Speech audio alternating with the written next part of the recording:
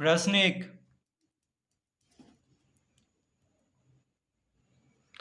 क्या सभी धनात्मक पूर्णांकों के वर्गमूल अपरिमेय होते हैं? यदि नहीं तो एक ऐसी संख्या के वर्गमूल का उदाहरण दीजिए जो एक परिमेय संख्या है। तो इसका उत्तर होगा नहीं। तो इसका उत्तर में क्या लिखेंगे? नहीं। तो कह रहा है क्या सभी धनात्मक पूर्णांकों के वर्गमूल अपरिमेय होते हैं, यानी क्या सभी धनात्मक पूर्णांकों के वर्गमूल अपरिमेय होते हैं। तो इसका उदाहरण में हम क्या लिखेंगे? तो जैसे 12 है, ठीक है, तो ये धनात्मक पूर्णांक है।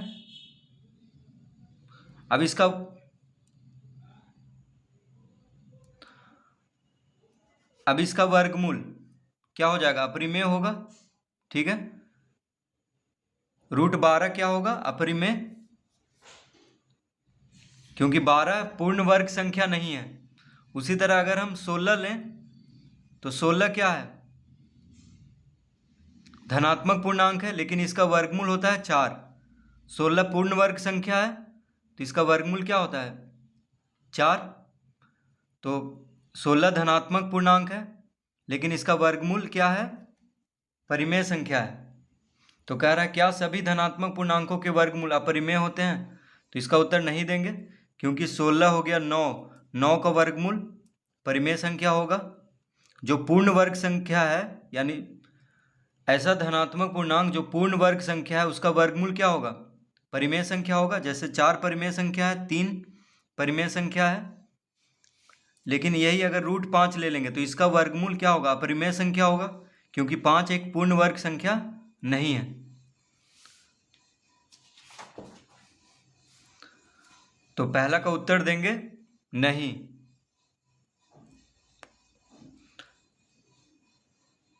तो क्या सभी धनात्मक पूर्णांकों के वर्गमूल अपरिमेय होते हैं? तो इसका उत्तर नहीं होगा। तो यदि नहीं तो एक ऐसी संख्या के वर्गमूल का उदाहरण दीजिए जो एक परिमेय संख्या है। तो लिखेंगे उदाहरण के लिए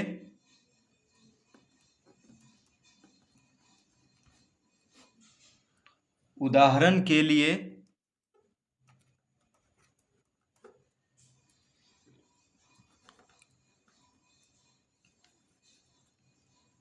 9 का वर्गमूल क्या होता है? 3। तो 9 है धनात्मक पूर्णांक है और 9 पूर्ण वर्ग संख्या है, यानी 9 का वर्गमूल होता है 3, जो कि परिमेय संख्या है। तो उदाहरण के लिए √9 = 3, जो एक परिमेय संख्या है, जो एक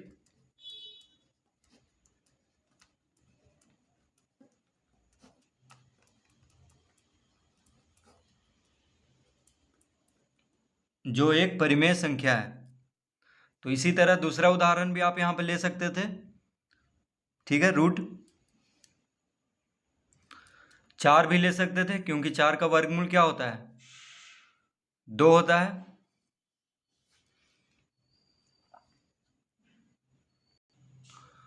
प्रश्न 2,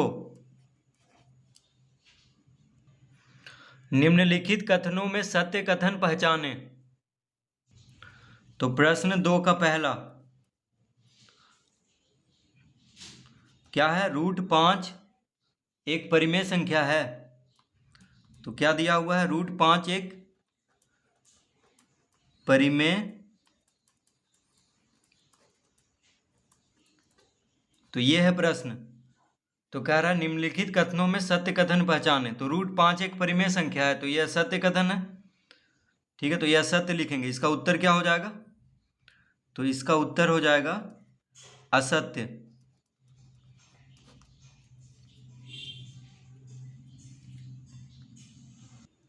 तो ये असत्य कथन है,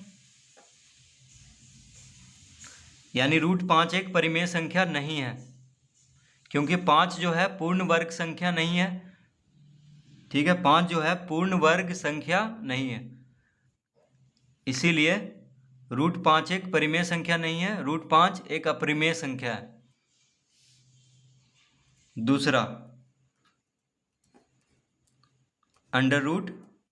25/169 एक परिमेय संख्या है।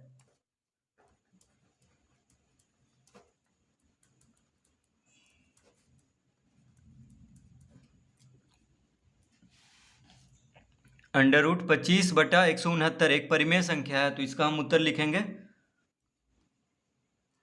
इसका उत्तर हो जाएगा, ये सत्य कथन है।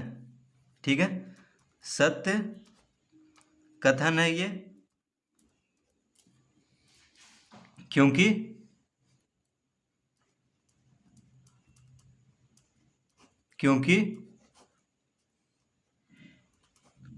√25/169, तो 25 का वर्गमूल क्या होता है 5, और 169 का वर्गमूल 13, तो 5/13 क्या है, परिमेय संख्या है। तो ये सत्य कथन है, क्योंकि 25 जो है पूर्ण वर्ग संख्या है जिसका वर्गमूल होता है 5, और 169 भी पूर्ण वर्ग संख्या है जिसका वर्गमूल होता है 13।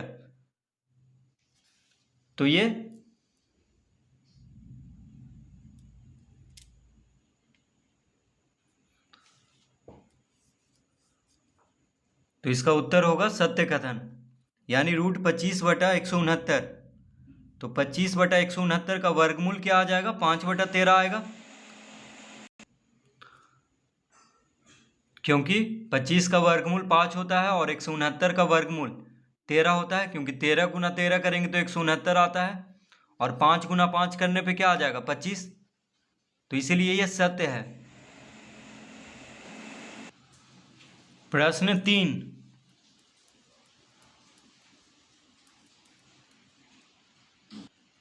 प्रत्येक संख्या जो पूर्णांक नहीं है एक अपरिमेय संख्या होता है। तो इसका उत्तर में हम लिखेंगे, इसका उत्तर क्या हो जाएगा, तो कह रहा है प्रत्येक संख्या जो पूर्णांक नहीं है एक अपरिमेय संख्या होता है। तो ये हो जाएगा असत्य। इसका उत्तर क्या होगा, असत्य, क्योंकि यह असत्य कथन है, तो लिखेंगे असत्य, क्योंकि 3/2 एक पूर्णांक नहीं है, पूर्णांक नहीं है, लेकिन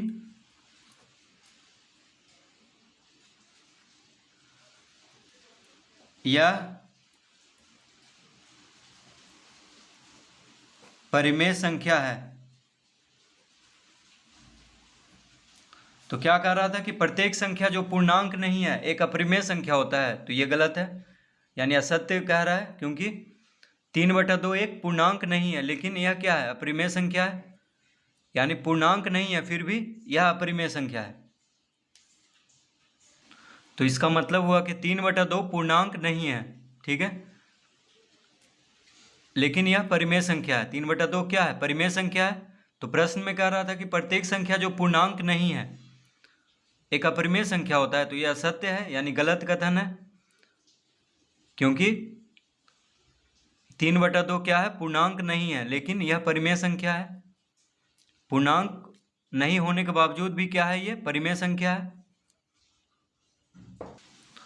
प्रश्न 3, रिक्त स्थानों को भरें। तो पहला है परिमेय संख्या 8/27 का दशमलव निरूपण। तो 8/27 का दशमलव निरूपण क्या होगा, तो पहला में क्या करेंगे, 27 से 8 को भाग देंगे, तो 8 तो लगेगा नहीं, तो दशमलव देंगे, और दशमलव को पहले शून्य दिया जाता है, तो दशमलव दिए हैं तो एक शून्य देंगे तो 80 हो जाएगा। तो कितना बार में लगेगा, तो 27 × 81 होता है, 2 बार में लगा देंगे। 7 दूना 14, 2 दूना 4, 1 5, 10 में से 4 गया 6, 7 में से 5 गया 2। अब दशमलव दे चुके हैं तो एक शून्य देंगे, क्योंकि 26 तो लगेगा नहीं। अब आ गया 260, अब कितना बार में लगा देंगे, तो 9 बार में लगाएंगे। तो 9 7 63, हाथ में रहा 6, 9 7 63, हाथ में रहा 6, 9 दूनी 18, 6 24।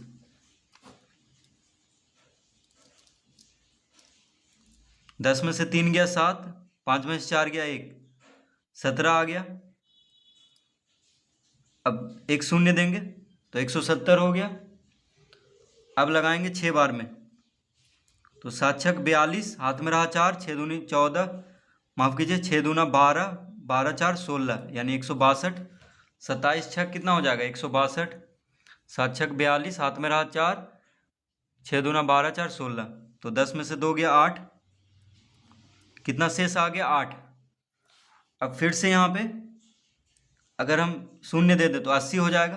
देखिए जैसे 27 को 8 से भाग दे रहे थे, उसी तरह फिर से आ गया 8, तो यहाँ पे शून्य देंगे तो 80 हो जाएगा। फिर 2 से लगाएंगे तो 54, फिर आएगा शेषफल 26, यानी बार बार रिपीट होगा।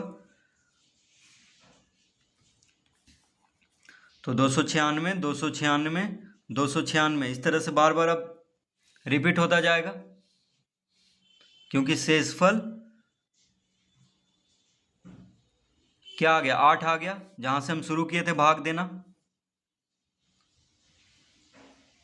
तो 8/27 का दशमलव प्रसार कैसा है, अशांत है।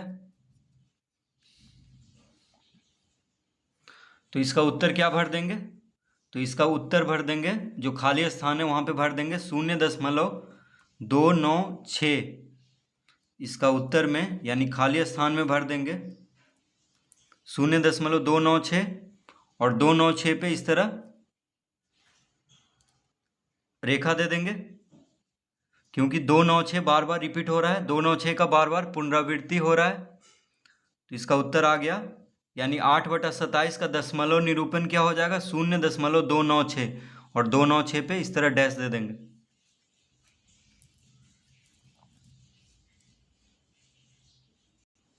दूसरा, तो दूसरा रिक्त स्थान में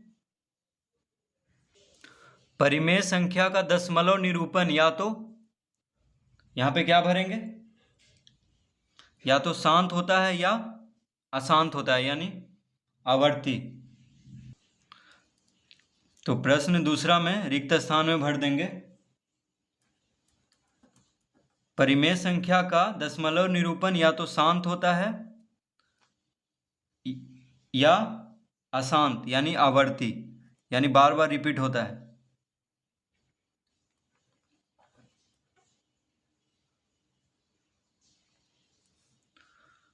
तो 2 खाली स्थान है, तो दोनों में भर देंगे। पहला में शांत भरेंगे, परिमेय संख्या का दशमलव निरूपण या तो शांत होता है या आवर्ती।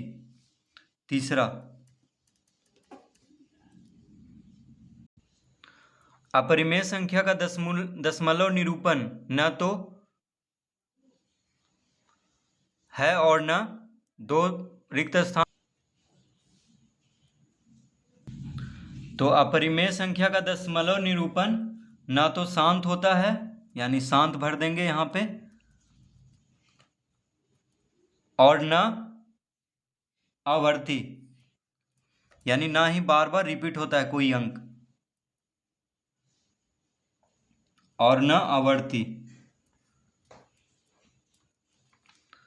तो अपरिमेय संख्या का दशमलव निरूपण न तो शांत होता है और ना ही बार बार रिपीट होने वाला कोई अंक, जैसे बार बार कोई अंक रिपीट हो रहा है तो वह भी नहीं होता है, यानी शांत भी नहीं होगा ना ही आवर्ती होगा।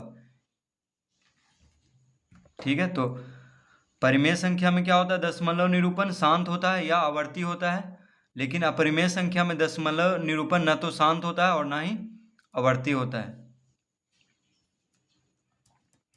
प्रश्न 4, संख्या रेखा के प्रत्येक बिंदु के संगत खाली स्थान संख्या होता है जो या तो खाली स्थान है या खाली स्थान। तो क्या कह रहा है, संख्या रेखा के प्रत्येक बिंदु के संगत, तो यहां पे क्या भरेंगे, वास्तविक। क्या भरेंगे, वास्तविक में। तो वास्तविक क्यों भरेंगे, क्योंकि वास्तविक में परिमेय और अपरिमेय दोनों आ गया है, तो परिमेय और अपरिमेय संख्या दोनों को क्या कहते हैं, वास्तविक संख्या। तो संख्या रेखा के प्रत्येक बिंदु के संगत वास्तविक संख्या होता है जो या तो परिमेय, दूसरा रिक्त स्थान में क्या भर देंगे, परिमेय, जो या तो परिमेय है या अपरिमेय। फिर जो खाली स्थान है तीसरा खाली स्थान में क्या भर देंगे, अपरिमेय। तो इसका मतलब हुआ कि संख्या रेखा के प्रत्येक बिंदु के संगत वास्तविक संख्या होता है, यानी संख्या रेखा के प्रत्येक बिंदु के संगत कौन सा संख्या होता है? वास्तविक संख्या। तो वास्तविक संख्या क्या होता है? परिमेय और अपरिमेय दोनों संख्याओं को क्या कहते हैं? वास्तविक संख्या। तो संख्या रेखा के प्रत्येक बिंदु के संगत वास्तविक संख्या होता है जो या तो परिमेय है या अपरिमेय। ठीक है, तो या तो वह संख्या परिमेय होगा या अपरिमेय होगा। पांचवा, 0 1 परिमेय संख्या है या अपरिमेय संख्या? परिमेय अपरिमेय में चुनना है। तो 0 1 कौन सा संख्या है? परिमेय है कि अपरिमेय है? तो 0 1 परिमेय संख्या है। ठीक है, क्यों परिमेय संख्या है? क्योंकि 0 को हम p/q के रूप में लिख सकते हैं, यानी 0/1 या 0/2, 0/3, इस तरह से हम इसको लिख सकते हैं। क्योंकि 0 को किसी भी संख्या से भाग देंगे तो 0 ही आएगा। तो 0 एक परिमेय संख्या है क्योंकि 0 को p/q के रूप में हम लिख सकते हैं, जहाँ की p और q क्या है? पूर्णांक है और q 0 के बराबर नहीं है। ठीक है, तो 0 एक परिमेय संख्या है, तो इसमें क्या भर देंगे? परिमेय। तो इस तरह हम खाली स्थान को भर लेंगे।